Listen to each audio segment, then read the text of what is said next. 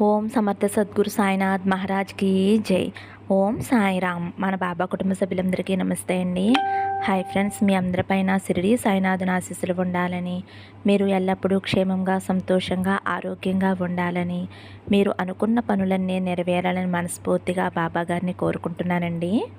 ఇంక ఈరోజు వీడియోలో మన బాబాగారు సందేశం అండి. మన బాబాగారు ఏమంటున్నారంటే, తల్లి నీ ముందుకి స్వీట్లను అలాగే పండ్లను తీసుకువచ్చానమ్మా. వీటిలో నీకు నచ్చిన వాటిని నన్ను స్మరిస్తూ తాకు తల్లి, తీయటి శుభవార్త చెబుతాను అని అయితే మన బాబాగారు మనందరి కోసం ఒక మంచి సందేశం తీసుకువచ్చారండి. మరి మన బాబాగారు చెప్పబోయే ఆ తీయటి వార్త ఏమిటో బాబాగారి మాటల్లోనే తెలుసుకుందాం ఫ్రెండ్స్. చిన్న రిక్వెస్ట్ అండి, మన వీడియోస్కి అయితే ఒక చిన్న లైక్ ఇవ్వండి ఫ్రెండ్స్. ఇంక వీడియోలోకి వెళ్ళిపోదామండి. ముందుగా అయితే స్వీట్స్ అండి. తల్లి, ఎవరైతే ఇక్కడ ఉన్న స్వీట్స్ని తాకారో బిడ్డ, నీకు చాలా తీయటి వార్త చెప్పాలని వచ్చానమ్మా. తల్లి, నువ్వు ఎన్నో రోజుల నుంచి దుఃఖిస్తూ నా దగ్గర నువ్వు బాధపడుతున్నావు కదమ్మా. బాధను చూసి నీ బాధను తొలగించటానికి నేనే స్వయంగా ఎంతో ఆరాటంతో నీకు ఈ తీయటి వార్త చెప్పాలని నీ దగ్గరకు వచ్చాను బిడ్డ. నువ్వు మొదలుపెట్టే ప్రతి పనిలోనూ అపజయాన్ని పొందుతున్నావు అని ఎంతో కాలం నుంచి నిరాశకు గురవుతూ ఉంటున్నావు కదమ్మా. నీ కష్టానికి తగిన ప్రతిఫలం లేక ఎంతో బాధపడుతూ ఉన్నావు కదా తల్లి. నువ్వు ఏమాత్రమో కూడా బాధపడవలసిన అవసరం లేదు బిడ్డ. నీకు రాబోయే రోజులన్నీ కూడా నీకు అనుకూలంగా మారబోతున్నాయి. ఇక నీ బంధం కూడా బలపడే సమయం అతి దగ్గరలోనే ఉంది తల్లి. కాబట్టి కాస్త ఓపిక సహనంతో కాస్త ఓర్పుగా ఉండు తల్లి. గతంలో నువ్వు చేసినటువంటి పొరపాట్లు అస్సలు చేయవద్దమ్మా. అతి ప్రేమ అతి కోపం అస్సలు వద్దు తల్లి. అవి కేవలం నష్టాన్ని మాత్రమే మిగులుస్తాయి. కాబట్టి ప్రతిదీ కూడా సమభావంగా స్వీకరించు. నువ్వు అనుకున్నటువంటి పని తప్పకుండా పూర్తవుతుందమ్మా. ఈ సాయి తండ్రి చెబుతున్నటువంటి సత్యవాక్కు తల్లి. ఇందులో నువ్వు ఎటువంటి అపనమ్మకం కూడా పెట్టుకోవద్దమ్మా. సాయి తండ్రి దయ వల్ల నువ్వు అనుకున్న కార్యంలో విజయాన్ని సాధించిన తర్వాత నలుగురిలో ఎంతో ఉన్నత గౌరవాన్ని పొందబోతున్నావమ్మా. ఇకపై నీ కష్టాలన్నీ కూడా ఒకటి తర్వాత ఒకటి తొలగిపోబోతున్నాయమ్మా. నువ్వు ఇతరులకి మంచి చెప్పినా కూడా కొందరికి అది చెడుగా అనిపిస్తుంది. కాబట్టి ఇతరుల విషయంలో నువ్వు జోక్యం చేసుకోవద్దు తల్లి.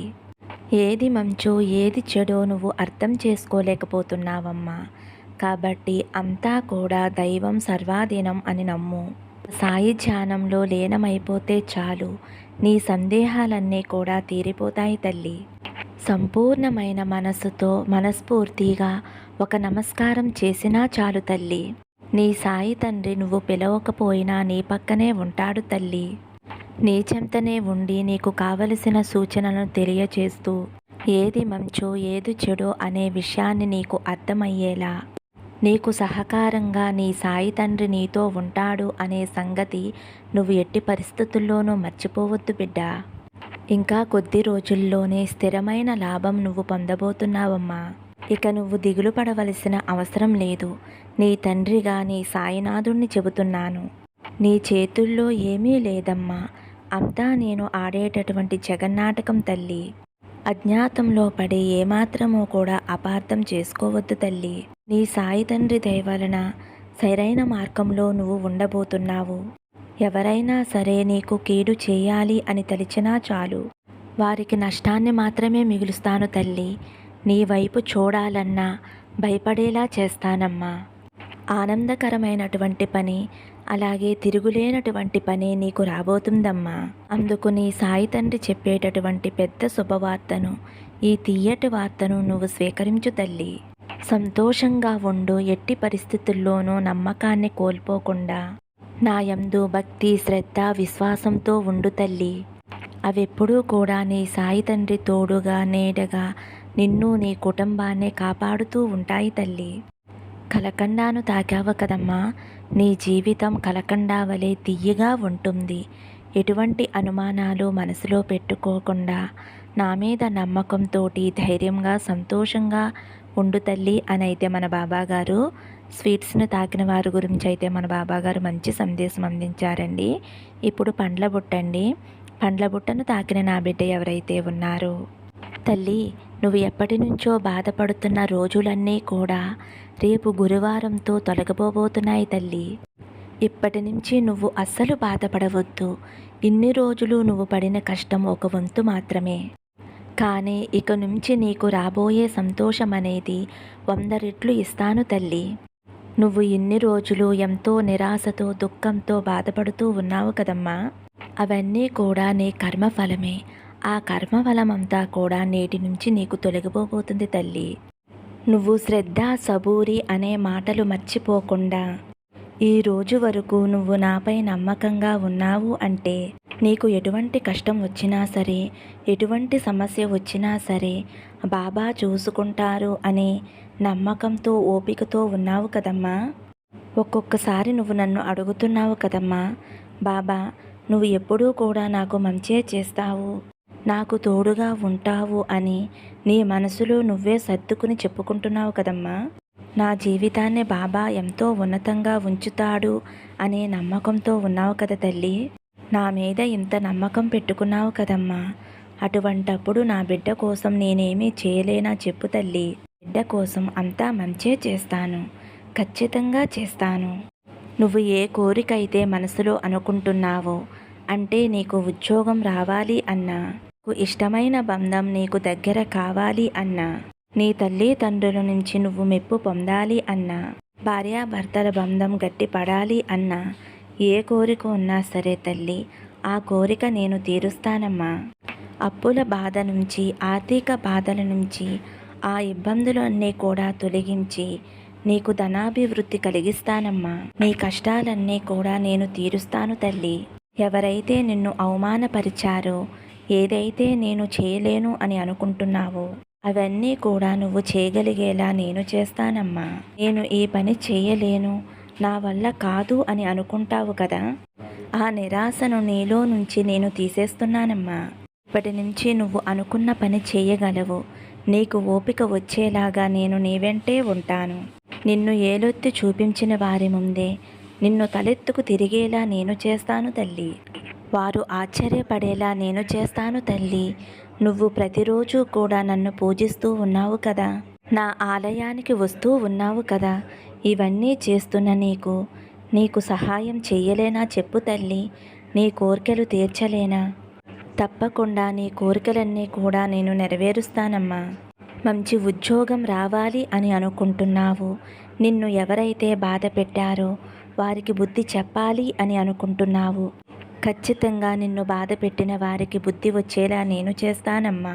నీ ఆర్థిక ఇబ్బందులన్నీ తొలగిస్తాను తల్లి. నీ మనసులో ఎటువంటి కోరిక ఉందో అక్షరాలా నాకు తెలుసు తల్లి. ఇన్ని రోజులు బాబాని అడిగాను, కానీ ఏమాత్రమూ నా కోరిక తీర్చలేదు అని నువ్వు మనసులో అనుకుంటున్నావు కదమ్మా. నాకు తెలుసు తల్లి. కానీ ఇప్పటి నుంచి నువ్వు అనుకున్న కోరిక ఖచ్చితంగా నెరవేరి తీరుతుందమ్మా. నీకు తోడుగా నేను ఉంటానమ్మా. నా ఆశీస్సులు నీకు ఎప్పుడూ ఉంటాయి తల్లి. పండ్ల బుట్టను తాకిన నా బిడ్డ ఎవరైతే ఉన్నారో, తల్లి నీ మనసు చాలా సున్నితమైనదమ్మా. ఎప్పుడూ కూడా నలుగురికి సహాయపడాలి అని అనుకుంటూ ఉంటావు. ఎవ్వరు ఏది అడిగినా సరే కాదనకుండా ఇస్తావు. దీనికి నిదర్శనం నేనే బిడ్డ. ఎలా అంటే, నేను నీ ఇంటికి 3 సార్లు వచ్చాను. నీ ప్రవర్తనను చూశాను. నా మనసుకు చాలా ఆనందం కలిగింది బిడ్డ. నేను ఆ రోజు నా భక్తుల 3 ఇళ్లకు వెళ్ళాను. వెళ్ళిన ప్రతి చోట నాకు నిరాశే కలిగిందమ్మా.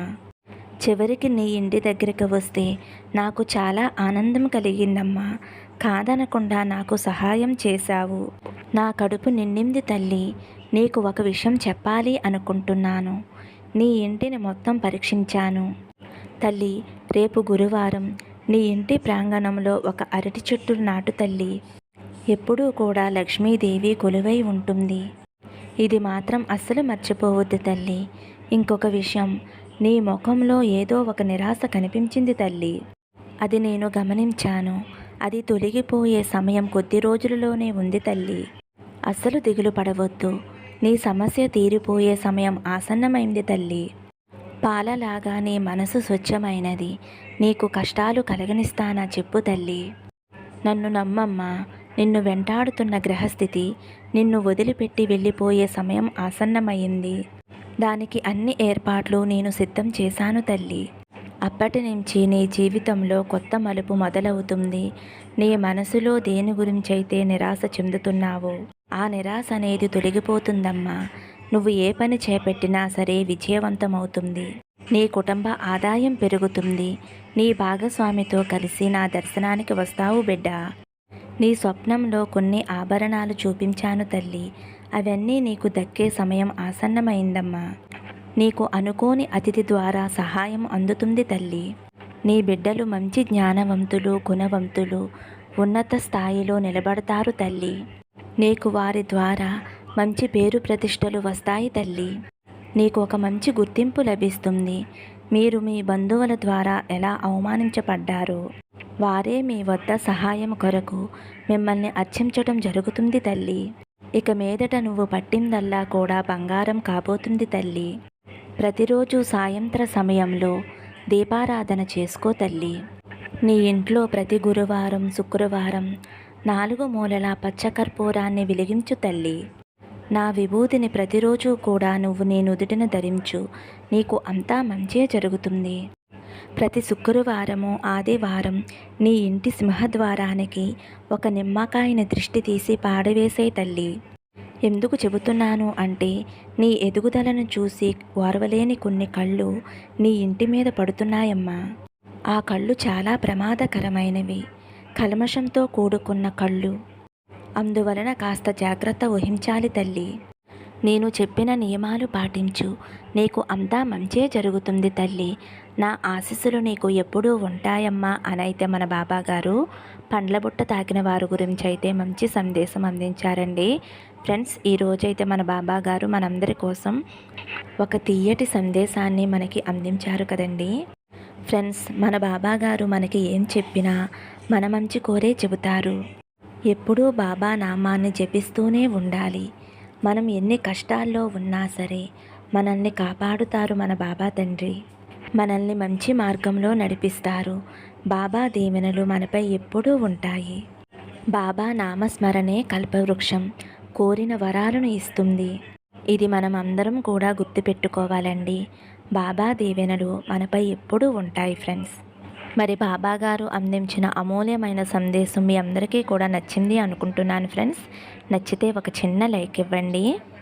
అలాగే ఫస్ట్ టైం చూసేవారైతే మన బాబా భక్తి ఛానల్ తప్పకుండా సబ్స్క్రైబ్ చేసుకుని సపోర్ట్ చేయండి ఫ్రెండ్స్. సర్వే జన సుఖనో భవంతు. సమస్తం సద్గురు సాయినాథార్పణమస్తు. శుభం భవతు. జై సాయిరామ్.